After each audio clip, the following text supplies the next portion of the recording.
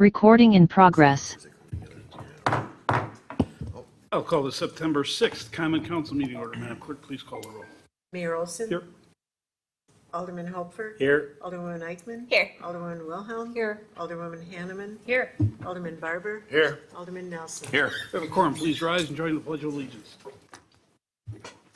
I pledge Allegiance to the flag of the United States of America and to the republic for which it stands, one nation, under God, indivisible, with liberty and justice for all.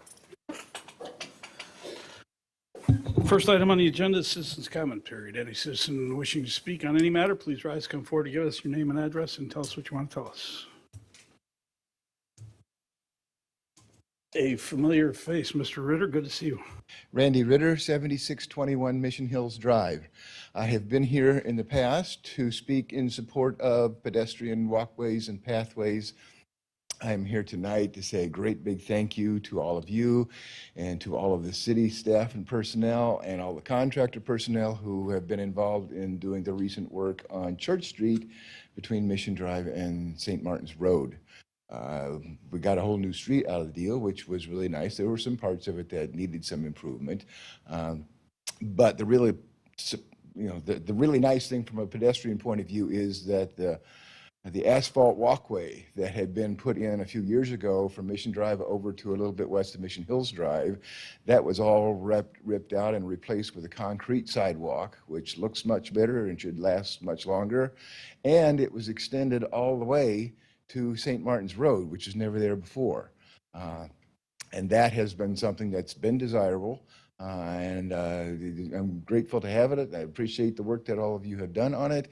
I heard that there's been some negative feedback on that a little bit. I would join the people who wish that there was enough right-of-way along through there so that there's, you could put a 2-lane road through there and some separation between the walkway and the pedestrian pathway, but I suspect there would have been some objection from the abutting property owners. So, you do what you can with what you got to work with. And that's what I'm here to thank you for. It's been a long time coming, but it's great to have. It should be there for a long, long time and look really good and serve us all well. So thank you very much. So you open the door, Randy. I'm going to walk into it. Randy has a unique expertise on the walkways along Church Street. Every Sunday, Randy walks. Well, he walks down to 76th Street at least, right? No. 51st. I tend to adjust my walk routes because of my, but I'm still out.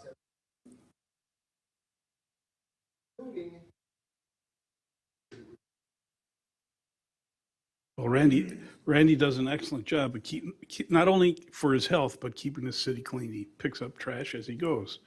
And I appreciate that, Randy. And my wife and I beep at him every Sunday as we drive by on the way to church. So anyway, and no. Well, I did maybe the first couple of times. It scared him. Anyone else wishing to speak? Anyone else?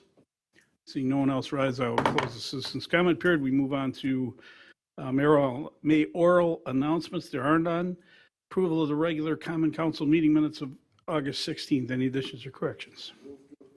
Second. Barber and Holt, for all those in favor? Aye. Any opposed? Motion carries. The special Common Council meeting of August 25th. Any additions or corrections? Second. Barber and Eichman, all those in favor? Aye. Any opposed? Motion carries. Move on to, there are no public hearings. Move on to organizational business, following appointments being made by me. Any wish for separate action? I will remove Ann Kaminsky. She's asked to have her nomination held. So other than person number 3, is there any request for additional separate action? There a motion to approve 1, 2, 4, 5, and 6? Motion to. Second. Nah, see, you got in first. So it's Eichman and Holfer. Madam Clerk. Alderman Hopfer. Aye. Alderman. Aye. Alderman Barber. Alderman Nelson. Motion carries 6 ayes, no noes, no absent, no abstentions. You got to reward a vociferous approach towards everything. So, okay, so vociferous, yes. That's, you give me a nickel? Anyway, we are holding Ann Kaminsky, no action taken. Do we know, is John coming tonight? Let's hold on item G1 for the moment. Move on to G2, a resolution authorizing officials to adopt a resolution to execute an agreement for automatic license plate reader camera systems. Wilhelm and Hanneman as the chief hits the chair. All those in favor of that motion signify by saying aye. Aye. Any opposed? Motion carries. G3 is purchase of 2 other undercover and squad helper systems. Second. Barber and Eichmann. All those in favor? Aye. Any opposed? Motion carries. Sorry, Chief. Just for the record, that is a very effective tool for our police department. G4, information on the current fireworks display for Common Council consideration. Chief Remington.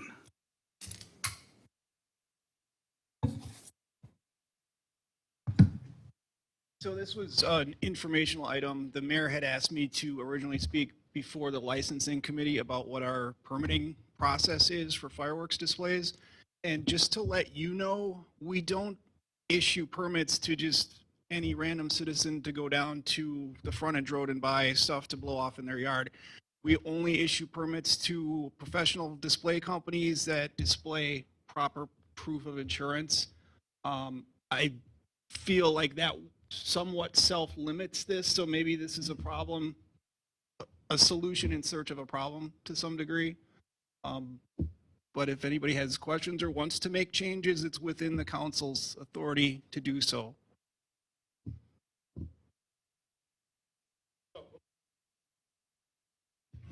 Wait a minute. Well, yes, I'm preempted. I apologize. Technology wins. Don't you know first? We don't have to do that. I just would quickly comment that I don't know, as things have been spelled out in the council action sheet. I don't know that I see a need to make dramatic changes to that. What I would maybe suggest is if there should be an individual or business found to display fireworks of 6 inches or more without a permit, that there be a very, very substantial fine, like $10,000. Yeah. You know, that is what I think would remedy a problem that isn't necessarily a problem, but where we've had incidents in the city. And I think a $500 fine for someone that's going to put off fireworks at that level, I don't think that's prohibitive. I don't know that those would even be available to somebody who's not a licensed manufacturer, is how the state licensure works. So again, maybe the ones that you go down to, whatever Phantom fireworks, are not going to be these 6-inch commercial or larger. Like I said, they go up to 16, so that's quite a detonation. But that could be something I can discuss with Jesse about. Maybe roll that back a little bit to a smaller size or a certain time period or amount, something along that, but just. And that's what I'm looking significant for the fine. council to do, because I don't think I, as an unelected official, should be the ones to come up and pick and choose the winners and losers here, so. Okay, I'll yield. This is probably the same kind of question at this point. But was there any talk about setting with limits just to the times, so it's not going off at 11:30 or quarter to 11? Is there any talk of that at We this point? don't have anything specific in our ordinance, but that's certainly something that, those are conditions and restrictions that we've put in for milkman games and things like that. I don't know that it's not in the code, but it would certainly be within council's authority to establish that. I kind of felt that way. Before Alderman Nelson, the only reason we can control the milkman is that it's in a planned development district that spells out those kind of uses and requires our approval. So I'm not sure it would not be a bad thing to have license committee approve fireworks licenses as a matter of routine, just so the common council knows who's blowing what off and where you're going to get a phone call from. Alderman Nelson. Well, Mayor, that's one of the points I wanted to bring up. You hit that nail on the head so that we'd have a little more knowledge of these things. Did you have an opportunity to look at, Chief, the three options that were presented here in this Yeah. council selection sheet? I What's that? I wrote them. Okay, well, I'm doing this kind of, Rhetorically. so in your professional opinion, which do you recommend? Because I had an opportunity. If no one's complaining, I don't. Well, that's the think thing, and any- I agree with you. and I think we're that's- looking for a solution to a problem that really doesn't exist. I agree. We have a few, there's a few handful that come in. I think if it's more of an awareness and a knowledge type based decision to when these are going off. And that's kind of one of the issues is sometimes we'll get requests for like wedding events at the country club or things like that, but it's not a public event and nobody knows it's going to happen. So Sure. those are the ones that are maybe a little heartburn about those, but those are very, very rare. Less than one a year, I would say. Okay. Did you attend the Lux grand opening fireworks display? I did not, Okay, because that was an amazing fireworks display. but And, that's kind of, to me, set the bar of what expectations if you really want to put on a great show. And if that's in normal compliance, that's what I would support. I have nothing more to yield. The only question I really have would be with maybe some kind of a limit as to how many times a particular place could do.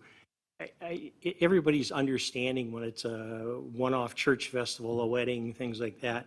But might there be some kind of a limit so that you don't have one person or one facility that's doing it on such a regular basis that all of the neighbors are impacted by that? and And I think whatever direction we could provide for the licensing committee, if that's the way that it goes, would be helpful for them as well. So I don't have an answer, but that's my question and concern. I think that's probably the most reasonable starting point. If you do want to take further action or have other restrictions in place, but that's up to the council. Alderman Wilhelm, then Alderman Hanneman. Well, piggybacking off that comment, I guess it would be, let's say, for example, we have a facility that wants to do it 6 times a year.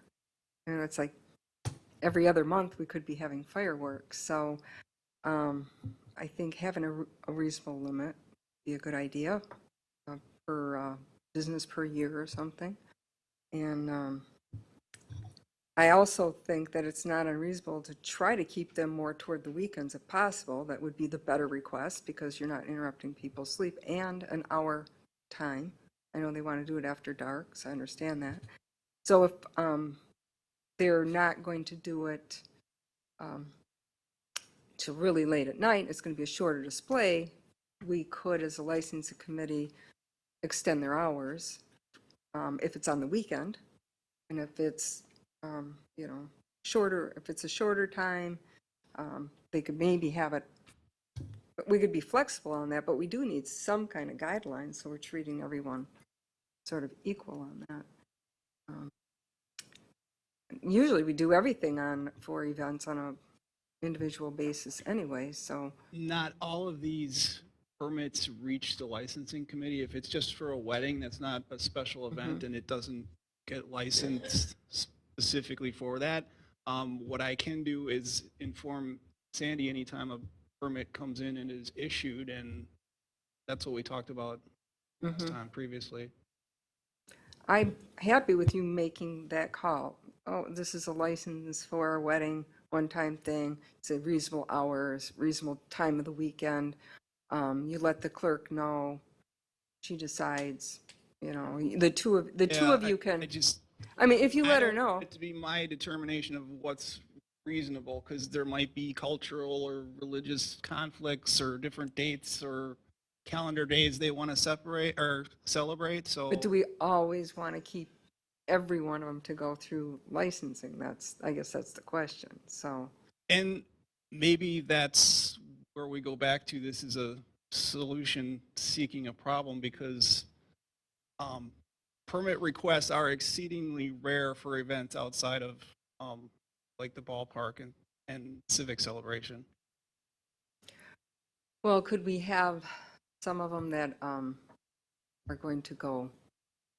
First of all, I think we should put some kind of cap on how many events per year. That would be a good start. And then as far as after a certain time, that's beyond the noise ordinance, those should come to the committee. If they're asking something that's beyond the noise ordinance, we could make that a special request, especially if it's on a weekend. I mean, not on a weekend. So that would be my suggestion. I'm happy to refer those to the licensing committee for review if that's the case. Okay, so then all you would have to on your end would be put on day of the week, time, By the- and what number of event is this for? And then we have, as a council, have to determine what's the cutoff date and what's the number of events per year. I'm going to jump in the middle of that one. I think we need to be more consistent.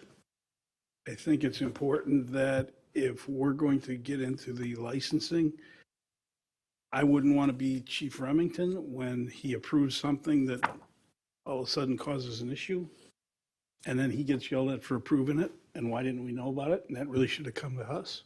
I think the license committee meets every 2 weeks, thereabouts. So what's the big deal? Just have every application for fireworks go to license committee. If the license committee approves it, Adam looks at it and he approves it. That way, common council knows there's been some political review of it, and by political I mean elected official review, and it takes the staff off the hook. It was Hanneman and Barber. And I agree with that approach, but that still doesn't address the issue of if we have a business in the community that is putting on a public fireworks display without the proper permit, how do we handle that? What is the, I guess, punishment, for lack of a better word? And my only concern for that is public safety. Right. Because God forbid, what if something were to happen? What if an insurance company isn't going to cover that? Does that come back on the city? I don't know. Some of those logistics, but it really is all about making sure that whoever is putting off fireworks in the city is doing so with a licensed professional. And that's my biggest concern here. And that's our part in this. Just to kind of piggyback on everything, would it be at all possible to ask our license committee to review this document and then maybe add some things, because they're going through this when it comes up and they have discussions about it as well in the meetings. Is there a set of guidelines that maybe the chief can have as to coming from this committee that would make some better decisions based upon what the committee feels, and then it could come before council for approval? But I think that committee deals with this. So I've just asked the committee to look at it and then maybe come up with some enhancements to it if they see it, because we've raised some things here that should be considered, but it's not up to the chief to do it. It can only be a guidance kind of thing.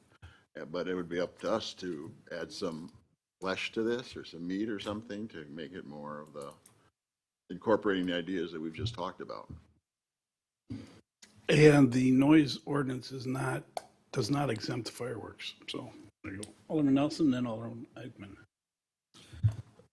Well, looking at, I have just a concern. I have 2 points. I agree with Alderwoman Hanneman with having some sort of real teeth into an ordinance for those that knowingly violate something like this, especially to something of this magnitude.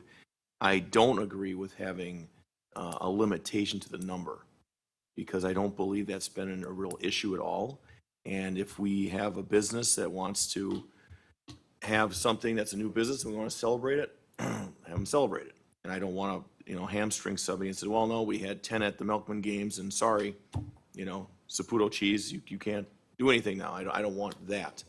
My opinion is, but I'm a fireworks fan. That's maybe why I'm a little biased. But I don't want to limit the number per se, if that was what was discussed. And as I said in that council action, it's naturally somewhat self-limiting just due to Right. cost, so. I was just following up on what Alderman Nelson just said. I completely agree.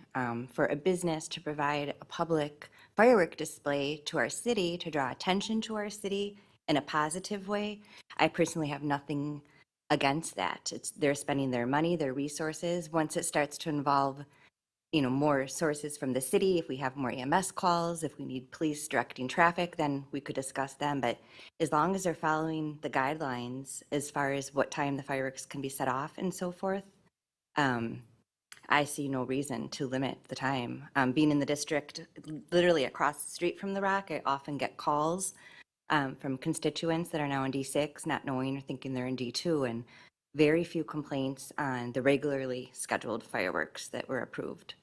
So that's just my 2 cents on that. Thank you. Well, the comment was it's financially limited, not necessarily. I had that conversation at our licensing committee, and just for the Alderman Barber and the council's knowledge, the licensing committee did discuss this, and that's why it ended up here. We weren't comfortable on setting those guidelines and wanted input from all the aldermen, but I think that if it's on a weeknight, having one a week is not reasonable. So, and I'm not talking one side of town and the other side of town. I'm talking one facility over and over and over and over.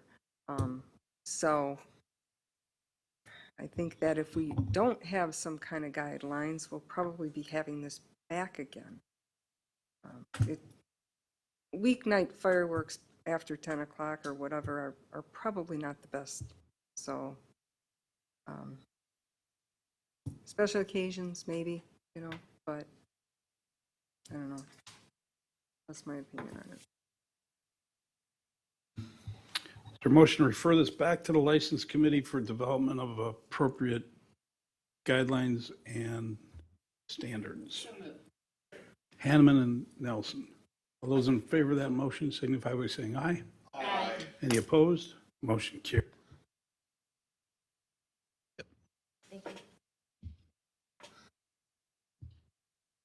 Okay, we move on to G5, request for council approval for the fire department to accept a FEMA grant.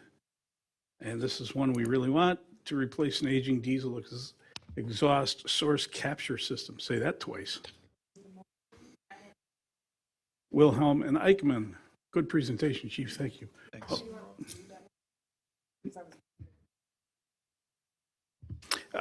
It's got good big numbers, and I'm sure why not. Who's going to do it? Oh, hold on.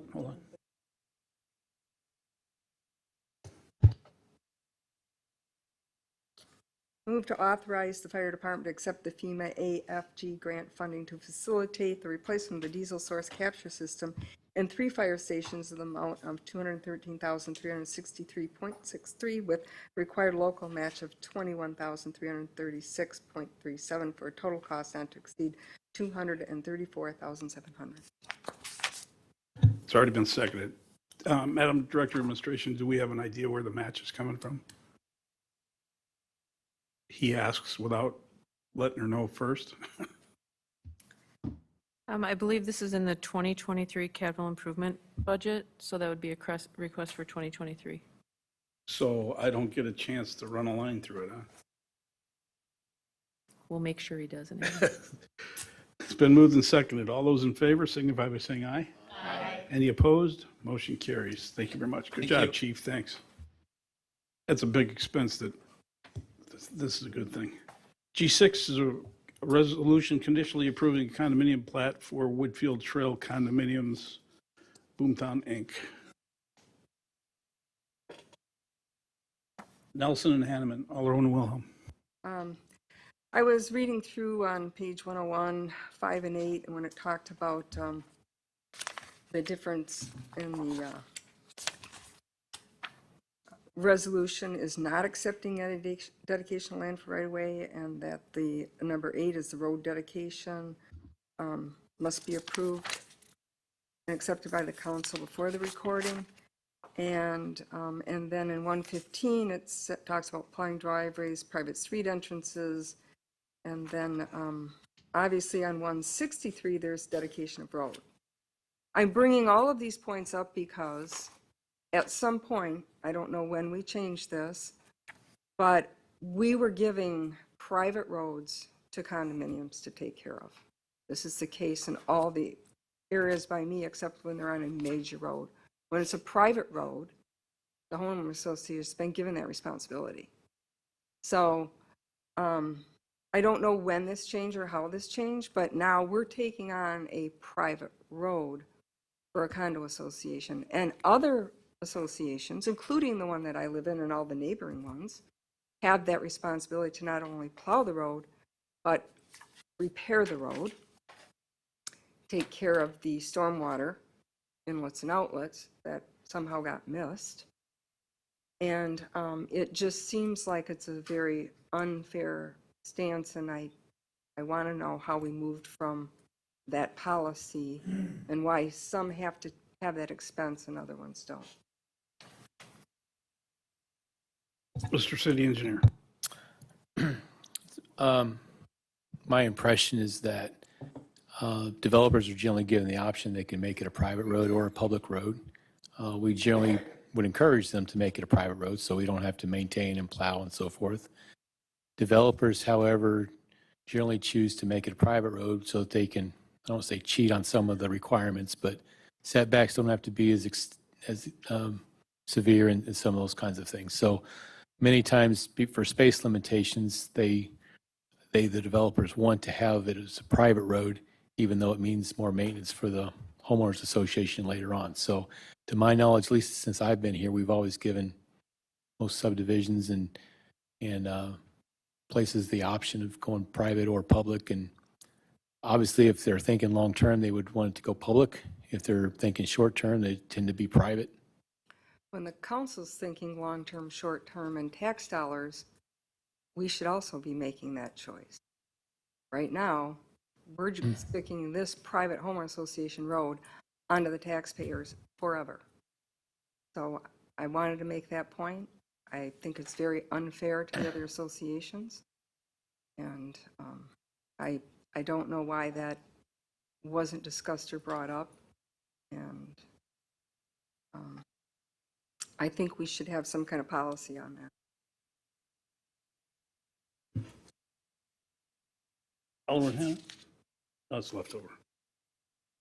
Anyone else? Been moved and seconded? Right? Correct. All those in favor of the motion signify by saying aye. Aye. Any opposed? Motion carries. G7 is a resolution authorizing certain officials to accept a conservation easement as part of this development and Boomtown Inc. Nelson and Barber. Any discussion? Seeing none, all those in favor signify by saying aye. Aye. Any opposed? Motion carries. G8, page 183, is a resolution accepting a conservation easement for this, for the Ryan Meadows subdivision.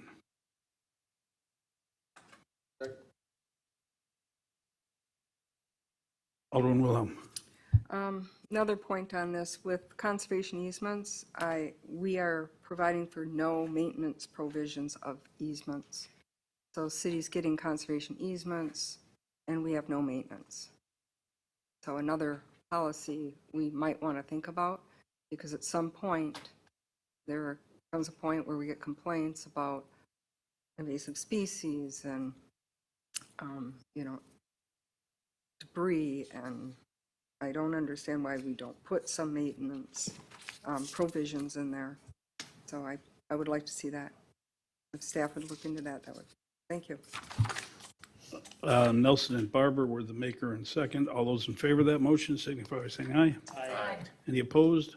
Motion carries. G9, page 195, is a resolution imposing conditions and restrictions for the approval of a special use to operate an industrial synthetic and food-grade lubricants, machinery, and process packaging business in the Franklin Industrial Park.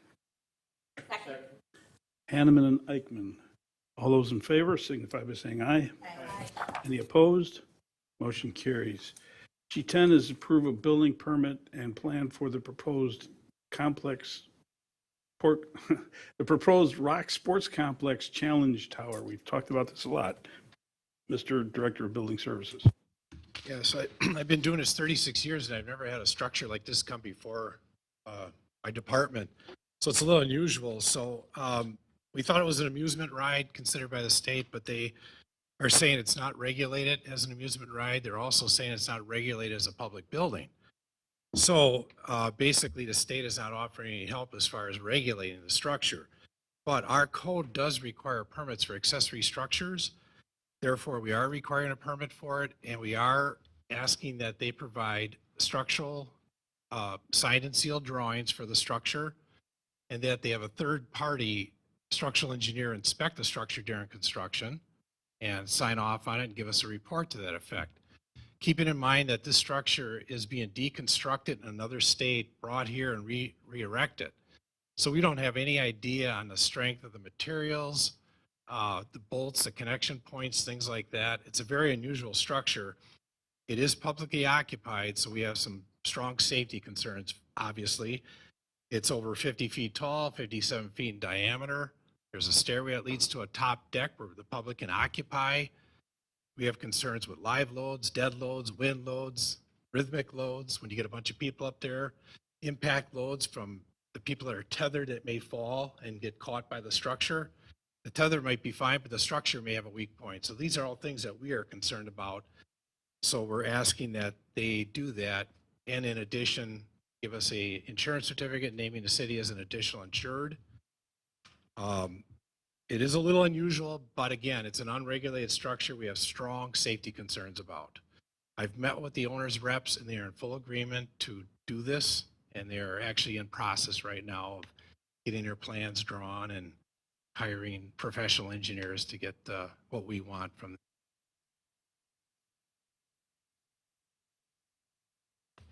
Okay, I got a list. Nelson, then Will, oh no, you probably were in first. So Alderman Wilhelm, sorry, John, Nelson, and then, I appreciate your attention to this, and I think that's a good idea. The other thing I have is like bridges or other things. Do we have an ongoing request to look at maintenance as years go by? Will we have a recertification period? In my world, I don't regulate bridges that are standalone bridges. I only regulate bridges that are connected to a building that form like a means of egress to a building. So if you're talking about like a Franklin Mobile Bridge, that's really not under my purview to regulate. I'm just thinking of, I know there are requirements on state or federal or whatever. I'm just thinking for us, we can certify it, but just like everything, parts rust, parts, going through that with my car right now. So I'm just wondering if it wouldn't be wise to also have like a certain time period where they might have to have it reevaluated as well. I'd almost have to defer to our city engineer on that one.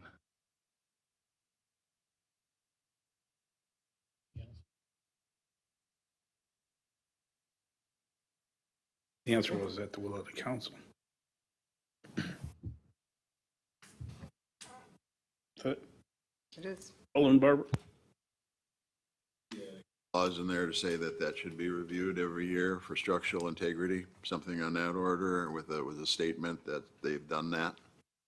I mean, I don't think that's going out of the line of reasonableness at all. Right, and because of the nature of it. And they've got a pretty strict installation and maintenance guide that they have to use as they're building this structure. And part of that is in that document that they have to do regular inspections of it. So we're going to require the most restrictive of either the state code or the manufacturer's installation instructions. And they're actually going to bring in the manufacturer rep to watch it be reconstructed, which is kind of nice. We weren't requiring that. They're doing that on their own. Should they be open to doing a review of it every year for integrity purposes? We could write that as a condition, make sure it's in there. Nelson and Hanneman.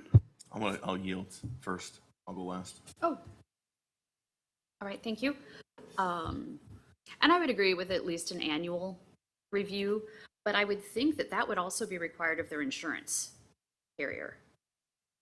I don't know, but, you know, it's something we could check into, but I think at least once a year review of the safety and structural integrity would be a good idea.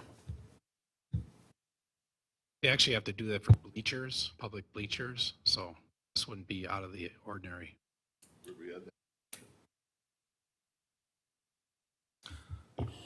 Again, thank you for your detail with this, and that's, I was prepared to make the motion, that's why I wanted to speak last, I'll make that motion, but I would then just add that an annual inspection or review be added to that. And your motion was a inspection by a licensed professional engineer and certified? That's all in the recommendation. So, so whatever, I'll mirror the recommendation each spring before operation. Alderman Hofer agrees. Anything else? All those in favor of the motion signify by saying aye. Aye. Any opposed? Motion carried. Thank you.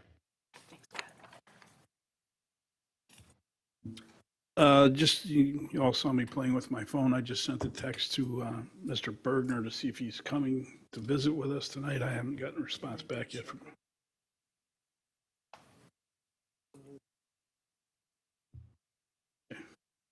Angela, you didn't hear from him, did you?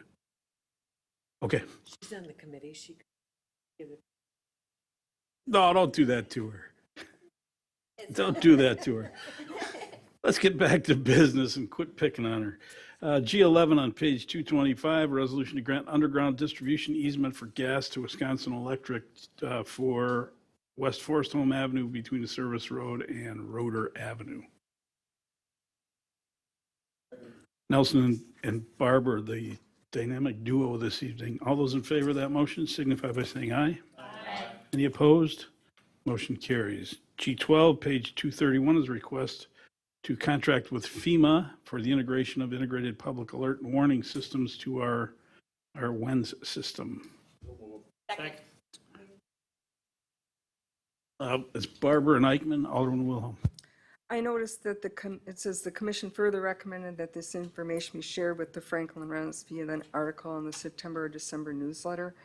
Are we going to do that? Is it out yet? It's not out yet, but what we were thinking is we needed to get it through council first. Long story short, we went to Technology Commission just from a technology point of view, and as we were speaking with them about it, and we talked about the newsletter, we decided that we wanted to make sure council, you could maybe say it was a process thing, but I think it's a No, new I'm enough actually technology glad. that it's coming to council. Right. So we have these two newsletter articles drafted up, and so it would just be when the timing is right. So if council approves tonight, I'll go back to the PD, let them know that happened. We'll go ahead and execute the agreements, get the ball rolling, and we would make sure that we would notify citizens before it went active. Does this spell out an easy way for them to opt out? I know it says it does not require individuals to opt in, Right. but does it tell them how they can opt out? It really doesn't, but we could certainly add that. That would be I just think like an that- Amber Alert opt-out. Yes, thank you. I think the opt-out is on the phone, Yep. on your individual phone rather than the system-wide. Well, just as long as you tell them how they can do it, because, you know, we've had people, how did I get opted into this? I didn't want to be opted in. Well, that would mean we'd have to become IT guys, and I'm not sure that I'm qualified anymore since I've retired. Okay, there's a motion, is there a motion? We have a motion and a second. All those in favor signify by saying aye. Aye. Any opposed? Motion carries. Item G13, page 235 is a resolution towards change order 1 for drain tile and driveway access on the new Hickory Street. Totals about $20,000. Hanneman and Barber, any questions? All those in favor signify by saying aye. Aye. Any opposed? Motion carries. G14, page 263, authorize execution of agreements to engage Certified Recovery, Inc. to provide collection data services for ambulance billing and other city accounts receivable. Second. Discussion? Seeing none, all those in favor signify by saying aye. Aye. Any opposed? Motion carries. G15 on page 271 is our July monthly financial report. Any questions? Anything of note? Alderman Wilhelm. I was trying to determine about the Minnesota water bid, where that was covered, if that needed to be carried over. I couldn't really distinguish from the detailed or non-detailed which funds would be allocated for that. I believe that's in Fund 46. So before the end of the year, we would work with the city engineer, just like we did last year, come up with a list of requested carryovers, and then ask the council to approve that before the year is closed. Okay. I just remember this was a really big push to make the vote before the April election, that it had to go out, and now it didn't get out, and now it's a carryover for next year, which still puts the gentleman with the well issue in that issue where he could have had water this year and not did the well. But I'm not really sure why there was such a big delay, but just as long as it gets carried over, I'll trust that that happens. Thank you. Anything else? Is there a motion to receive and place on file? Second. Holford and Hanneman. All those in favor? Okay. Any opposed? Motion carries. Page 297 is item G16. Ordinance to amend ordinance 2021-2486 and ordinance adopting the 2022 annual budgets for the general fund, transfer of $3,000 of unrestricted contingency to parks maintenance and appropriate $1,732 of donations for the bench and the flagpole. Wilhelm and Barber. All those in favor? Aye. Any opposed? Madam Clerk, roll call.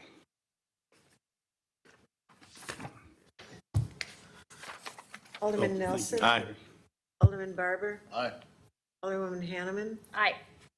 Alderwoman Wilhelm. Aye. Alderwoman Eichman. Aye. Alderman Holfer. Aye. Motion carries 6 ayes, no noes, no absence, no abstentions. G17 still doesn't make a lot of sense to anybody. I speak too broadly there, to me. This is a population estimate of Wisconsin Department of Administration. I think the email from the clerk tells us that a difference of 491 based on House of Corrections, but the numbers don't add up anyway. So, Madam Clerk.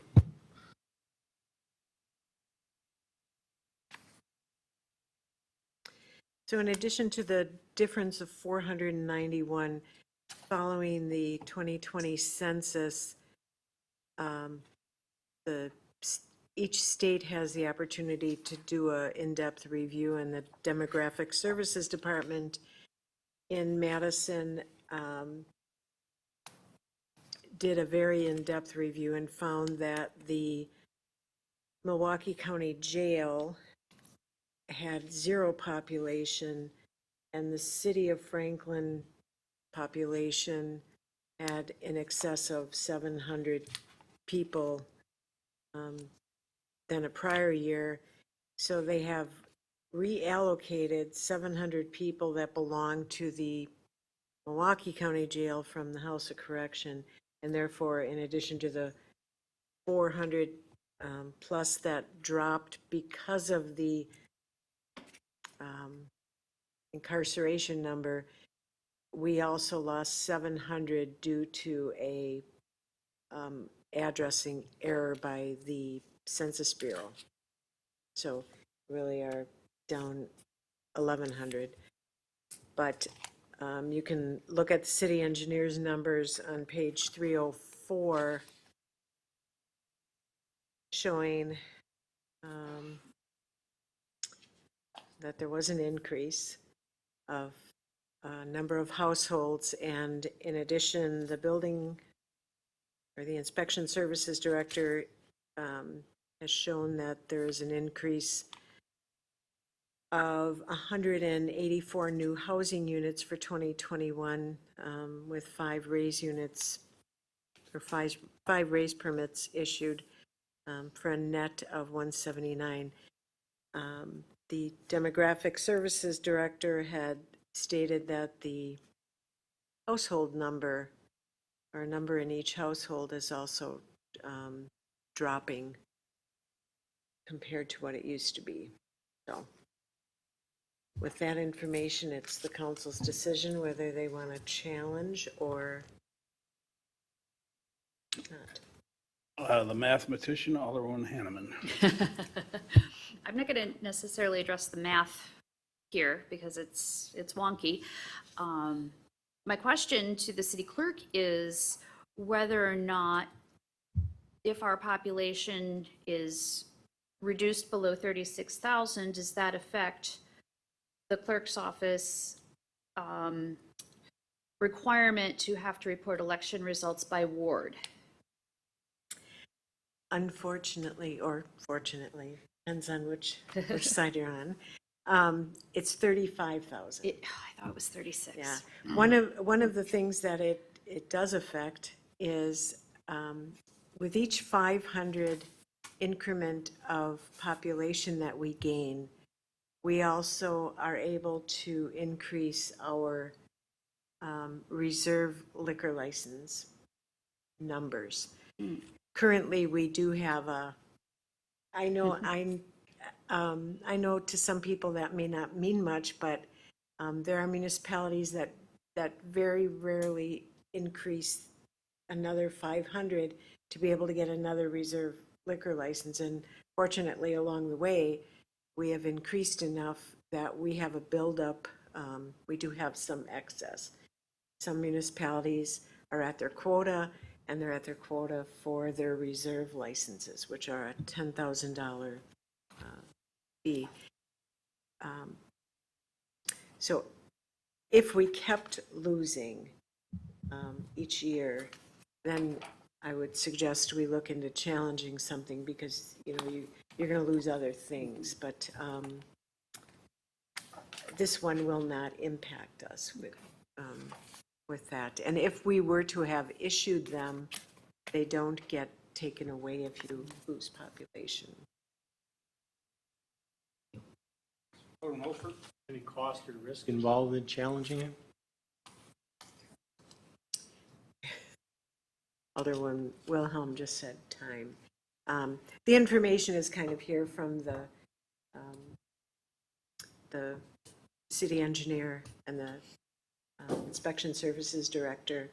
And I have talked to the director of demographic services, which if I called him, I've already told him that I was going to present an option for the common council to either approve or challenge. And I know we wouldn't get the 700 back that we lost, and we wouldn't get the institutional population back because it is what is documented. But if you felt that based on building permits issued, that the math being wonky, although that won't fly as the challenge word, but I would say it's pretty simple to gather that information. But it's not a big gain either. I mean, we don't really gain. That would, we could gain. We could probably lose more. I don't think they would ever say we lost more, but it's what does the council believe they would like to do? There's no cost involved. Challenge it. My question was, is it going to be worth the effort for whatever, and what do we get out of it?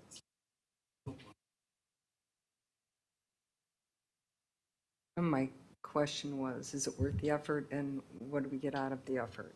So I would weigh the effort for what we get from it. I don't really care either way, but I think the clerk can easily decide what we could gain or not gain. Just give us a couple examples. Well, it's how you feel about, I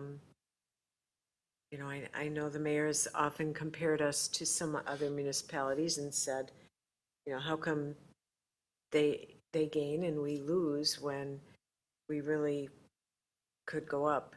I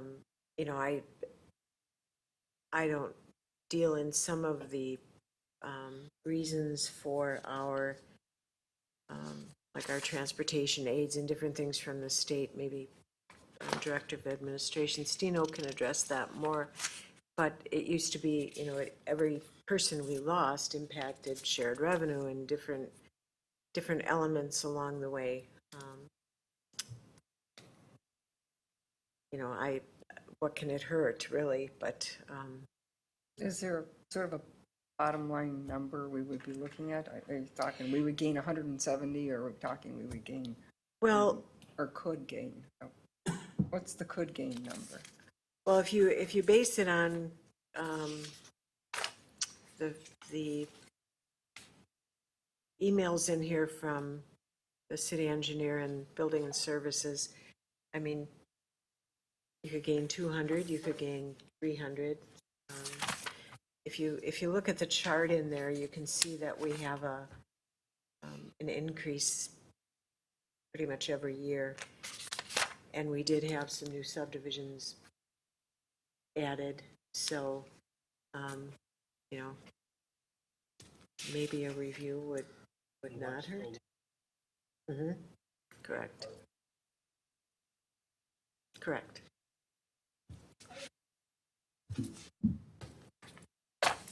Is there a second? Second. Seconded by Alderman Hofer. Under discussion, Alderman Steno gets a demotion.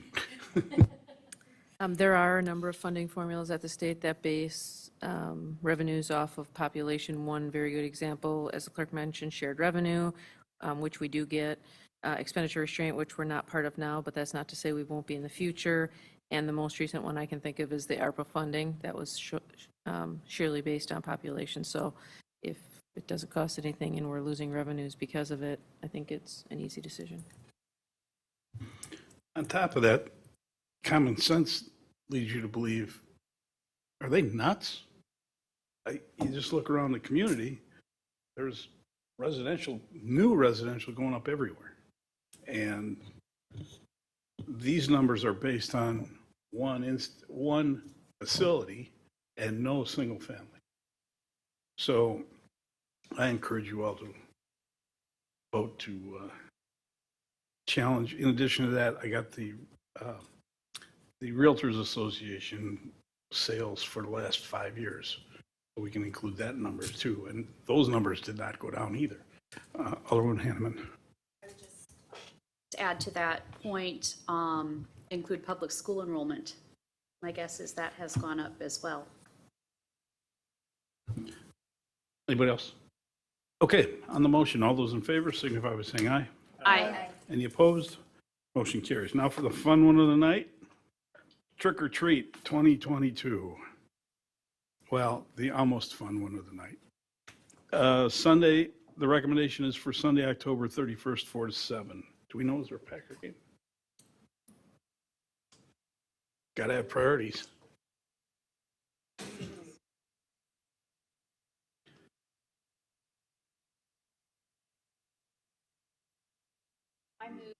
But it's over at 7, right? So the game starts at 7 and we're done at 7. So is there a second in that motion? Second. Hanneman moved to make it Monday the 31st, 4 until 7, seconded by Alderman Eichmann. Alderman Barber. Just reiterate, do it every year. Nobody comes to my house. I'll get some people. Nobody after 5:45. I mean, this has been the 5th year, so I don't know what the. Did you give out fruit and crap? Give out some candy bars. Okay, so throw stones at me. I was the guy in 98 that made the motion to move it to 4 until 7. People thought I was the most irresponsible individual in the country. I'm not saying that. I'm just saying what I experienced. I experienced the same thing, but we both live on streets that don't have a lot of traffic. Quality that you give out. So anyway, Kit Kats. Alderman Wilhelm. We're moving up from a weekend to a school night? And why would we prefer a school It's a night? school night anyway. It's a school night anyway. Wow. Whatever, homeschooler. They're in bed by 7:30 anyway. I don't really care. even though they're on a sugar high. After a candy high, right? Anyone else on the motion? All right, the motion is Monday, 4 until 7. This will take some heat off of civic celebrations. All those in favor of the motion signify by saying, no, let's do this. Let's be political. Let's do a roll call, Madam Clerk. The difference. Alderman Holfer. Aye. Alderwoman Eichmann. Aye. Alderwoman Wilhelm. Aye. Alderwoman Hanneman. Aye. Alderman Barber. Aye. Alderman Nelson. Motion carries 6 ayes, no noes, no absence, no abstentions, and the mayor didn't vote. I would have voted aye anyway. G19, page 313. Sorry. Should we go back Let's to- move to item H, licenses. Alderwoman Hanneman. I believe Alderwoman Eichmann will take this one. Alderwoman Eichmann. Thank you. All operator new licenses are approved with the exception of Hannah Wallace and Andrea Herber. Those are being held for appearance. Is there a second? Seconded by Hanneman. All those in favor of the motion signify by saying aye. Aye. Any opposed? Motion carries. We skipped over G1. The chairman is now here. We move back to Civic Celebrations report for the 2022 event and discussion of the 2023. Come on, John.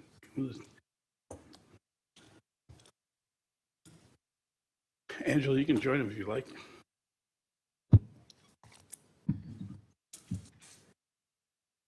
Hi, everyone. I just got called in because I thought I was 2 weeks after this one, but I just checked and there was an email later saying that you can fit me in today, so. If you would be more prepared in 2 weeks, that's fine, but we had you on the agenda tonight. Yeah, I'm good. Do you got copies of the proposal? Here you go. Right, and you have, there you go. Okay. I thought I'd first go over the income statement from 2022 and see if you got any questions on it. Shows donations was about the same as previous year. Our ticket sales was 82,000 because we had 4 days we ran instead of 3 days. Our food sales was up 17,000 from 14. Again, they were in business for 4 days, except the 4th of July was hampered by the weather.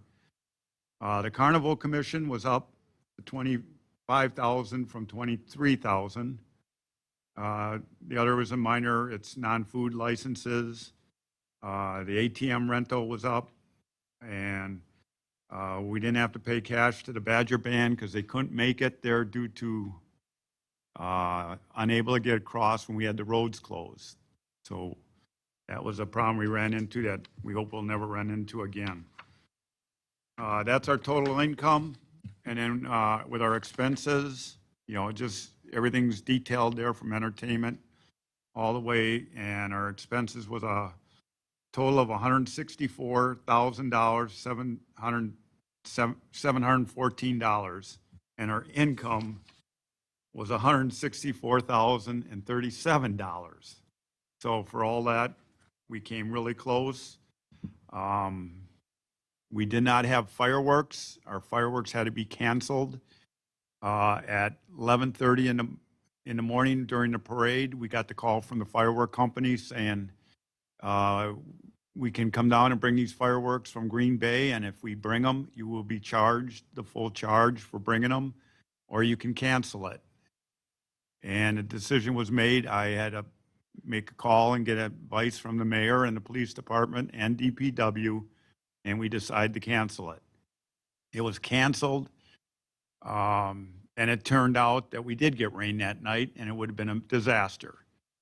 It was not rescheduled for the next day because the next day was a Tuesday night, and that would have been a regular family, just everyone would be back in their homes, work day, and it just to get the police, DPW, it was just decided that we will reschedule the fireworks to go on better, bigger and better in 2023.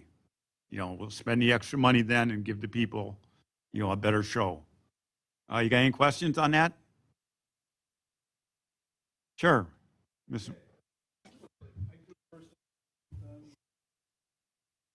So just touching base on the fireworks, just my own 2 cents on that is the explanation that you just gave was beautiful, perfect. I think sometimes a city in general, maybe we lack on transparency and communication. If that would have went out to the general public right away on the 4th of July, this is why we're canceling. I think maybe some of the backlash and the heat would have been less than what was given. That's just my advice, is the communication factor on that. What you just said makes perfect sense. It's reasonable. But the average Franklin resident did not know that. They thought we were paying for it, on and on and on and on. That's my 2 cents just on that part. Yeah. I'll have a little bit more to say after Kristen. Thank you. Yeah, a lot of people had a misconception that we had already bought the fireworks and had them in our hands. No. So that would have been $20,000 more on the cost if we would have had the fireworks. And I love having the fireworks, and it kind of was tough to make that decision, but it ended up being the right decision. John's not really being fair. He did make the call, but then he confirmed it. And who was in the group that you were talking to? 3 former mayors, an alderman, and a couple of other commissioners. So my recollection is all of us said, done. Yeah. And just to follow up on what Alderwoman Eichman said, there was several Facebook posts early in the morning that said if the fireworks are canceled, they will not be rescheduled. And I heard about that at the parade. So, yeah, we could probably do more communication, probably should. The word probably doesn't belong in there. I think for what happened and the timing of it, did pretty good. I'll just leave it at that. Hanneman, who's next? Alderman Willem. Yeah. Thank you for your good work. My comment was not so much on what happened this year. It's over and done with. And I didn't really have a problem. I was pretty clear on what was happening on it. But mine was more on your statement says bigger and better for next year. And so I thought I would bring up the fact that we all received an email about the dates. We have last year, or this year was a 4-day. You're going to go down to a 3. The email was that the 4th of July should be on the 4th of July. Now, there are other people that say it's Independence Day, not really the 4th of July. We also call this the civic celebration. So, but I didn't know if there was any consideration or discussion that you can share with us about what would that mean if we say cut off Friday and started Saturday, Sunday, Monday, Tuesday, which would still make it a 4-day event, and what that would mean for DPW and police and fire and work days. And so if you could share your knowledge and experience so we can make a good decision on this, I'd appreciate it. Thank you. Yeah, thank you. I mean, it is something different to do. First of all, the committee, even a 4-day event is a real taxing on all of us to run it for 4 days. Getting volunteers and being there continuous, for 4 straight days. So that was brought up. We did it. I've been doing it for almost 25 years. At one time, we did it 5 days, and we said never again, because the reason we get the tents for the weekend, the carnival gets to set up, they have to come in. For them, Friday, Saturday, Sunday works best, because they can have more days, because it's only 3 days of income for them. Our biggest band that we could have is only available on the Friday. Bella Cane, we made as much sales with Bella Cane as we did in the rest of the 3 nights. So it's a real popular band to have. And for the carnival, for the food vendors, the more days we can do, the better too. So we looked at either doing, Saturday, Sunday, Monday, Tuesday, or Sunday, Monday, Tuesday. But for the best for the business of it, it was best to do Friday, Saturday, Sunday. Well, attendance, yeah, and to benefit the people that are participating, the food vendors in the carnival, so that they can make, make profit from it too. So it's the best for them. And from a staffing point of view, On our side, well, I'm thinking from from Peggy or and DPW, if we do it where there's that Monday in between, does that become a work day for city staff? Or do they go to work that day and then they have to come back? I don't know Yeah. how that would work. I did ask them about this possibility of doing it on the weekend, and they were very pleased with it. He said, as far as staffing, and also their workers are off on the 4th of July. Every 4th of July, we have to work. This would give us one 4th of July that we would, but that wasn't behind the decision. We just couldn't do it for 5 days, and the best 3 days to do it would be that Friday, Saturday. And there's some other communities we looked into that also do the weekend before the 4th. And we do call ourselves now the Franklin Independence Day Committee. Thank you. So that's another thing that we've added. 20 If years we in this. were to allow a little more funding toward the event to make up for that, do you think that would be just still too much? I think it will be still too much, yeah. And the other thing is, the parade is big in Franklin, right? Well, every time we do the parade on the 4th of July, it's at 11 o'clock. There's other communities, Hell's Corners, Greendale, Oak Creek, that have parades at that same day, that same morning. Now, when we have the parade on Sunday, we'll be all on our own. We'll be able to get more people involved in the parade that can't come because they're involved in the others. So we can have a far better parade by doing it on Sunday. And we would do it starting at 1 o'clock so that, we wouldn't be hampering any of the churches and the church services. So I did check with police, I did check with DPW, what they thought, and they both liked it. I'm okay with whatever decision you make, and obviously I respect your opinion and your knowledge Oh, that no, you put in here. But I guess I'd like to hear what the other aldermen Yeah. how they feel about this as well. Thank you. Yes, I've had my life.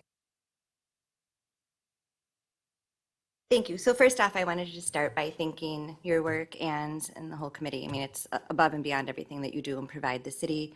You forfeit being with your loved ones on a holiday to do something for all the rest of us. So I just wanted to start with that, saying you're greatly appreciated. Thank you. Thank you. Some concerns that I just wanted to bring up. I did have a handful of constituents contact me. A lot of District 2 is obviously where the parade is held and so forth. So I do have constituents that are concerned about the residential parking on their streets, where there's going to be, cars parked during those days, not allowing them to get in and out of during the dates. I did listen to the meeting. I know at one point it was said the possibility of going forward, having the 4th of July celebration the first weekend of July going forward, so everybody knows when that is. I'm definitely, that's something that I can't support. My concern with listening is I would probably need to understand a little bit more why we're married, per se, to Bella Kane. It's my understanding from listening to the meeting that we're no longer in a 3-year contract with them. A new contract with Bella Kane will also be $2,000 in addition, listening to the meeting. There's so many other bands out there that maybe we could explore, and I'd be happy to connect with you and Ann and give ideas. A few mentioned by some of my constituents are Rebel Grace, Breaking Cadence. I mean, there's a lot of other good bands out there that I really feel that would draw in a large crowd in place of Bella Kane if that would not work out to have them play. If we switched it to an event that would be possibly Saturday, Sunday, Monday, and Tuesday. My other concern too is, I understand what you're saying. I think often in the past of when Greendale had Village Days, that was always one of the best parades around because nobody else had a parade going on. So the attractions that they would have, it was excellent. However, with that being said, will we have any problems with us being the only ones having a parade on a Sunday? Will we need more food truck vendors to support the extra crowds that are going? And listening to the meeting, it was also mentioned we don't have room to add more food trucks in Lions Park. So we have all these extra people attending the parade, which is great, but can we support that? You know, not having incredibly long food lines and so forth, we're going to get a backlash on that. We will have to rent then more portalettes. We'll have to have more security. Parking's a huge concern. If we're drawing in that many more people, then we'll have to probably, you know, my recommendation would then to be considering to do a shuttle service, you know, in order to bring in those extra amount of people. So that's just my personal advice to give you. Unfortunately, I don't, you know, I appreciate you guys so much, but this is an idea of the switch I just personally don't support. Growing up in Franklin, having the 4th of July always be on the 4th of July. And from the number of constituents I heard from that had a lot of valid points. But that's all I wanted to say. Thank you. Okay.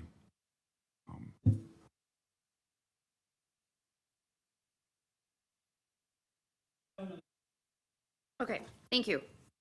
And thank you, John, and to the entire committee. I spent some time on the Civic Celebrations Commission and have a pretty good understanding of a lot of the challenges that you've been up against, especially the last couple of years. What day is the hardest to get volunteers, do you think? 4th. That's what my impression was over the last couple of years. You know, so we do hear from people, yeah, we want to have this on the 4th of July, but we do need the community to come out and help and volunteer and work for this, because it makes it very, very difficult to put on a good festival without the help. I'm unclear from this proposal. So if we were to move the 30th, the 1st, and the 2nd, the parade would be the 2nd at 1 o'clock, and then would fireworks also be that night, or would we still continue to have fireworks on the 4th of July? That's a good question. No, we want to move the fireworks to Saturday night Saturday night. on the 1st of July. And that's where we'd have a bigger, better show. And then we can have Sunday as our rain date. Okay. So if we have them on Saturday, if it rains, Sunday would be our rain date. Yeah, because Sunday would be open then, Sunday night. They'd be all set up Saturday, and then if it rains Recall out, Our issues with police department staffing. they I would say we will announce, said that'd be, yeah, let's say that we'll announce a rain date when it gets closer. I think, because when the police was at our meet, remember when he said he didn't want to do Saturday and Sunday because of staffing? No, Sunday's a makeup day. If we get rained out on Saturday, then we'll have the fireworks on Sunday night. all I'm saying is let's talk about rain dates elsewhere and then announce it. We've only had one rain out in all these years, so hopefully not another one. Or not 2 years in a row. It's still Alderwoman Hanneman.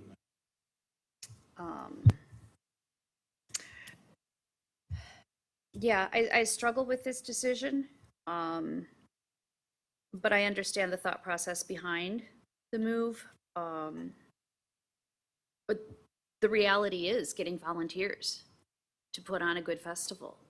And if people aren't willing to sign up and help on the 4th of July, what would the commission otherwise be expected to do?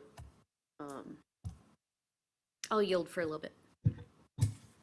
Barbara, then Holford. I'm on.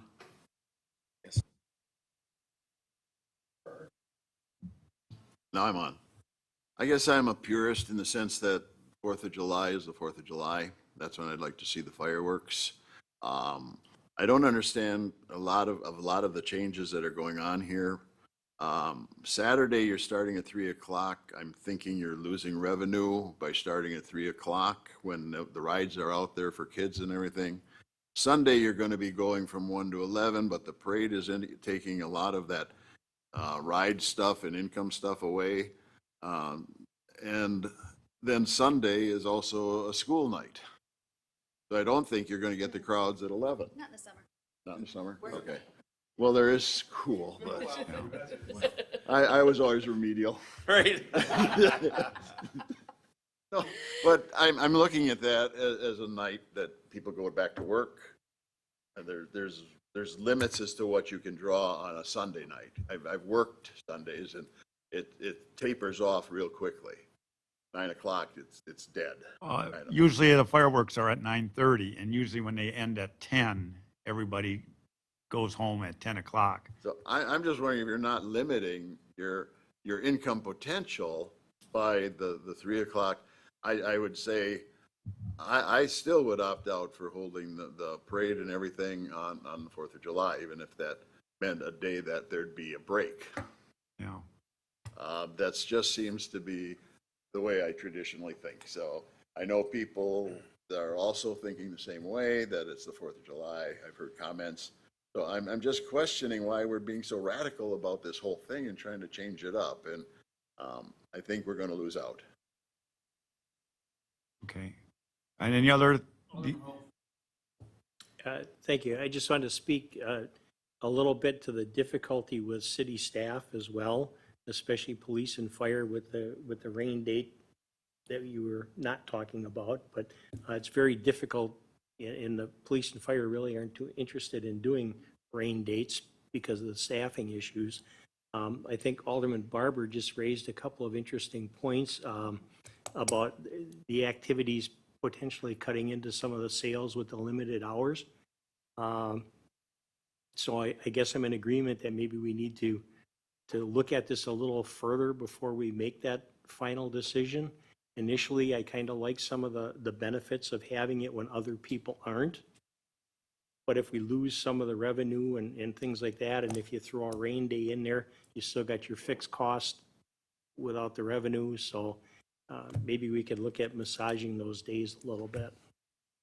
okay, and the other thought for the community, and they can actually come and watch our fireworks, and they can actually go watch another 4th of July fireworks anywhere where, they can get double dose if they really want fireworks. And like I said, what we want to do is a super fireworks show to make up for last year.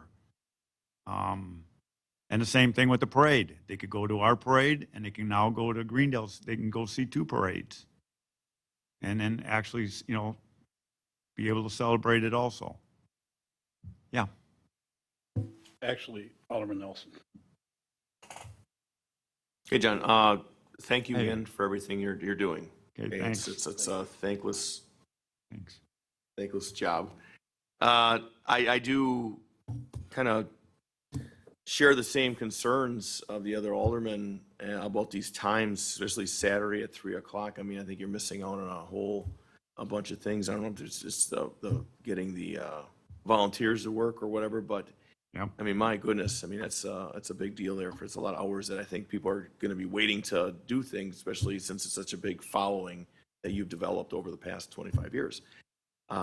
As far as some communities, there's another one that I work for that we do the parade on the 4th of July, period, but the fireworks are the Saturday before. So they're a Saturday night fireworks thing, and it's a huge deal, but the parade is always the 4th of July, and I support keeping the parade on the 4th of July if we can, but not necessarily married, to use that term loosely, to I like that idea of the fireworks during the weekend time, not necessarily on the 4th of July. So I'm a big proponent of the 4th of July fireworks, 4th of July parade, and fireworks during that weekend. Thank you. Okay.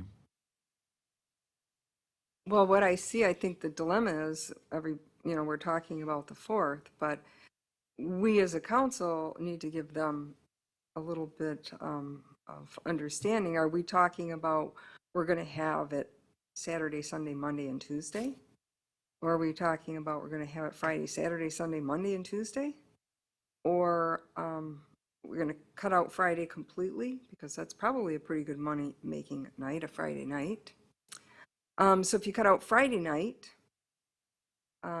then you lose that end on Friday night, which is a very big night for people to go out. So then we're talking Saturday, Sunday, Monday, and Tuesday. no Monday. So we would have everything set up, but nothing would happen. So you would have it Saturday, you would start off Saturday, and that would be the night of the fireworks. You would be skipping Friday. Okay, so you're doing Friday. So you're saying you want to do Friday, Saturday, Sunday, skip Monday, and then do the parade on the 4th. My thought on that is how can we expect some of the, for example, the carnival ride people to come here, spend all that money in traveling, set up and so forth, and then we say, oh, by the way, you're going to have off, you're not going to have any revenue, we're going to close everything down for a day, but we expect you to be back up again and running the next day. I don't think it's a bad idea with the lack of volunteerism. I volunteered this past 4th of July as well. There was, and being a Franklin Lioness Lion, volunteerism throughout our city is unfortunately down. It's something I would like to see increased. I mean, just an hour or two of people's time can do so much and bring so much value to the community. But, to shut everything down to those outside of our community coming in, and even including the food trucks and so forth, I don't know that that's fair for their revenue.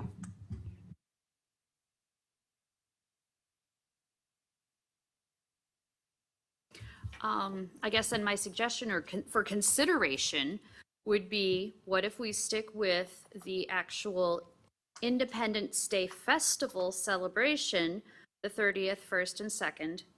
We have nothing on Monday. And then on Tuesday, parade and fireworks.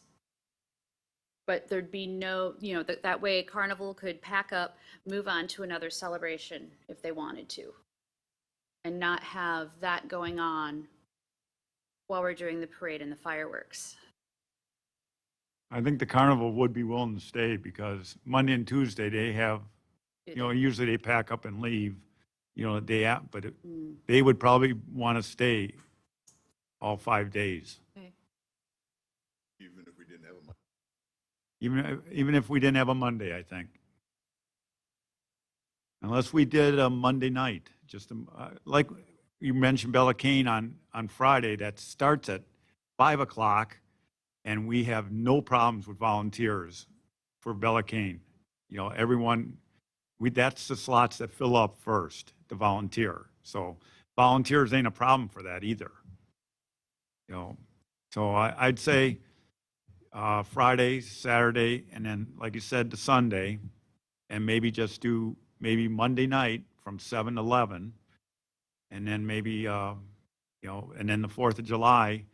But you got to have some, you have the parade, but you got to have something after that because, the food vendors, they're staying that whole extra day and they got to make their, their sales too. So I think we'd have to do something, not just parade and fireworks.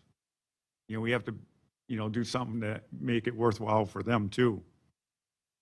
And if there's a skipped day, you're also talking about increased cost from city employees. So that brings me to the question, if you're skipping a day, then would it be worth getting Bella Cane for an additional fee for the Saturday night? Spend the money on Bella Cane, don't do Friday night. Yeah, nope. They're only available on Friday night. I already know that.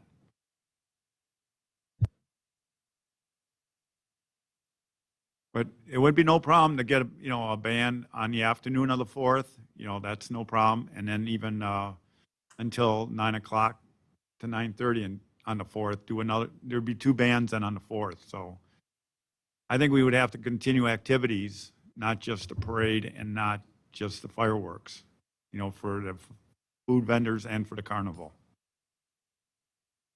Are you saying we should keep the parade and fireworks linked to the same day? If that's what you guys, if you want, whatever you decide. 'Cause, I mean, I think we could make a real colossal thing for Saturday night for fireworks. And Yes. that would be deference to school or not school, remedial school and work and stuff like that. Right. So Yeah. Noah, do you have any other input into this or any other thoughts from the Yeah. committee? I mean, Before we do that. hearing what we've had to say, do you have anything that you'd like to? Before we do that, think it's appropriate to send it back to the committee based on our conversations. But remember, you got to fill in the gaps. If we're going to do the parade and if it's going to be on the 4th, we can't move our parade time. Because if we move our parade time, we lose the people that are marching it because we're filling a gap between Oak Creek, And Greendale, and then Hales Corners at 4. So then you get the people who show up for the parade. We better be doing a party because there's nothing for them until fireworks at 9:30. That doesn't make any sense. If I'm leaving a site, I'm gone. My head's hitting the pillow at 7:30. Come on. Are you going to show up so- at 3 o'clock? So now this last year, we did start Saturday at 3 and we did start Sunday at 3. So we did have the same start both times at 3 o'clock. And that was again, because of the we used to start at 1 o'clock, but that was to reduce our volunteer needs. But it worked out good. We had Do-Wop Daddies one Saturday afternoon, and we had the Jimmys Sunday afternoon, and they're on the schedule for next year. So that still works. So if I can offer a suggestion, and certainly if you want to force Angela into joining us, even after never being to a committee meeting, It's a volunteer. my suggestion is that the chairman has heard our comments, let him go back to talk to the committee, and let the professionals figure out what to do. And the people that have to commit, yes. That's correct. But, Alderman Wilhelm, Well, I think if your parade was on another day other than the 4th, you'd probably get more participants. That's what I've said, yeah. Yeah, and this is one year that it just happens to fall, the 4th falls on a Tuesday. It doesn't happen very often. I was checking the schedules when the 4th is falling. What have you done in the past when the 4th is fallen on a Tuesday? We done Saturday, Sunday, Monday, Tuesday. And then when it falls on a Wednesday, we've just did Tuesday and Wednesday. Okay. And that was it. So that's why getting it over, where we could still have it the weekend before. Yeah, Tuesday and Wednesday is the smallest. And when the 4th is on a Wednesday, if it's on a Thursday, then we do Thursday, Friday, Saturday, Sunday, or Thursday, Friday, Saturday. A lot of times then we'll take off Sunday. Well, it sounds to me like, trying to sum this up, there's a lot of support for still keeping something on the 4th, but there's also cost and volunteers, and it doesn't necessarily have to be the parade. Is it just the fireworks? I don't know, but I think you've got enough information, like the mayor said, to go back to the committee and, If you looked at our numbers over the last 5 years, we've been in the plus. So this is the 1 year because, the 4th was a difficult one for business, but our goal is always to, try to break even, and not, this ain't a money-making deal. This is a community event. This is a celebration. The other thought, then do Saturday night fireworks and then do fireworks on the night of the 4th if we are going to be open on the 4th. Do both nights, and that'd be our way of making up a lot. Saturday night fireworks and the 4th fireworks. let's have a motion to refer this back to civic celebrations for continued discussion. But we need some strong financial analysis of the options too. Because I just remind everybody, we don't have extra staff to do anything. So we kill them for civic celebrations. They're not doing stuff that we need them to do. So we got to be careful. And at some point, I would love for this common council to make an official motion that I've been screaming about for 20 years, that this is in fact the Franklin Independence Day celebration. It's not Frank Fest. It's not Franklin Fest. It's not civic celebrations. It's not civic days. It's the Franklin Independence Day celebration and the Franklin 4th of July parade or Independence Day parade. I don't care, but it got to reflect the holiday it is.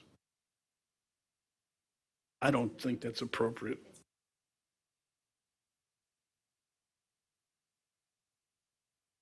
Okay, so the committee can send us a recommendation on that too.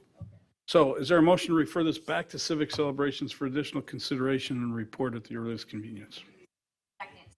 Made and seconded by Barber and Eichmann.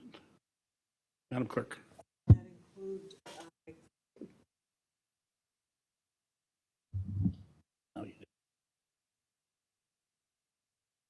does that include accepting the summary from the 2022 celebration?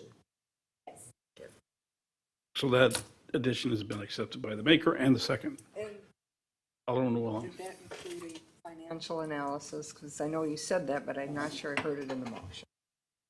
That's in the summary. Okay, That was also accepted by the maker and second. okay. Anyone else? All those in favor of that motion signify by saying aye. Aye. Any opposed? Motion carries. Thank you very much. Welcome to the committee, Angela. Thank you. Thank you, John. I think we should. Okay, the last open session item we have is vouchers and payroll. Is there a motion approving the city vouchers with an ending date of September 1st in the amount of $2,888,521.08 and property tax disbursements with an ending date of September 1st of $3,361,820.24 and payroll dated August 26th in the amount of $454,965.69 and payments of various payroll deductions in the amount of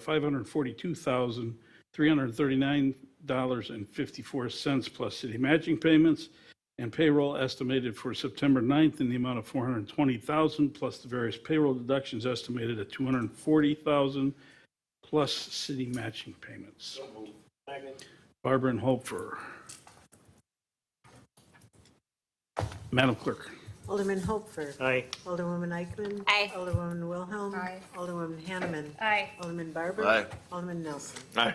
Motion carries 6 ayes, no noes, no absence, no abstentions. That ends our open session items for this evening, so we will end our streaming service. And at this point, I don't believe we will come back live for a stream afterwards.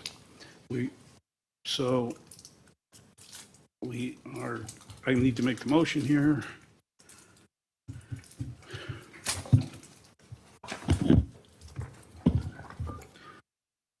As 3151 West Elm Road LLC versus City of Franklin, Milwaukee County Circuit Court Case Number 20 CV 3637 is litigation matter, which is in process and pending at this time.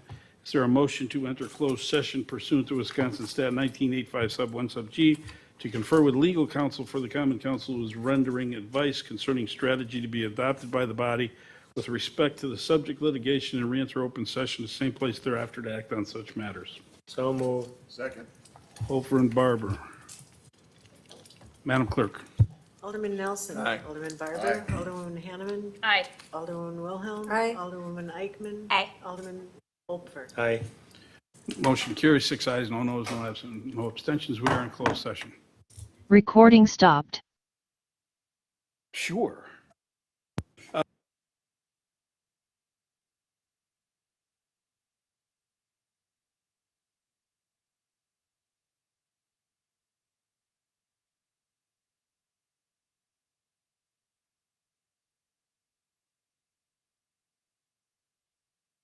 And, oh.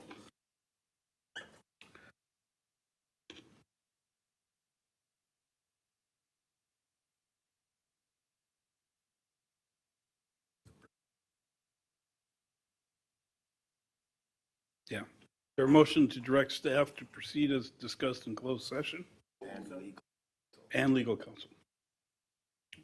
Barbara and Hofer, they both nodded. All those in favor? Aye. Any opposed? Motion carries. We move to G20, page 315. Is there a motion to enter closed session pursuant to Wisconsin Stat 1985 sub 1 sub E, deliberated upon a potential amendment to tax incremental district number 6, which is a mixed-use industrial, commercial, retail, single-family residential, and open spaces uses project development agreement, the negotiation of the agreement terms, and the investing of public funds in relation thereto for the competitive and bargaining reasons, and to re-enter open session the same place thereafter to act on such matters as discussed. So move. Second. Barbara and Hanneman. Madam Clerk, when you're ready. Alderman Nelson. Aye. Alderman Barber. Aye. Alderwoman Hanneman. Aye. Alderwoman Wilhelm. Aye. Alderwoman Eichman. Aye. Alderman Hopfer. Favor? Aye. Any opposed? Motion carries. We move now to G21 on page 317.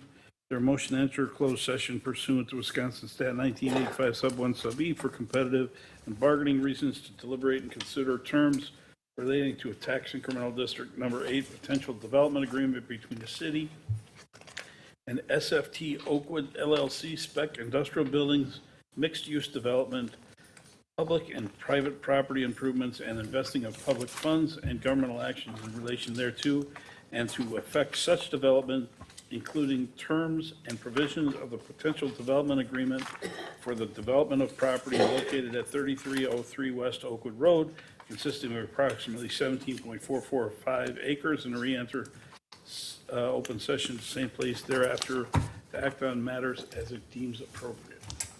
So moved. Second. Hanneman and Eichmann, whenever you're ready. Alderman Hopfer. Aye. Alderwoman Eichman. Aye. Alderwoman Wilhelm. Aye. Alderwoman Hanneman. Aye. Alderman Barber. Aye. Alderman Nelson. Aye. We are in closed session. Record.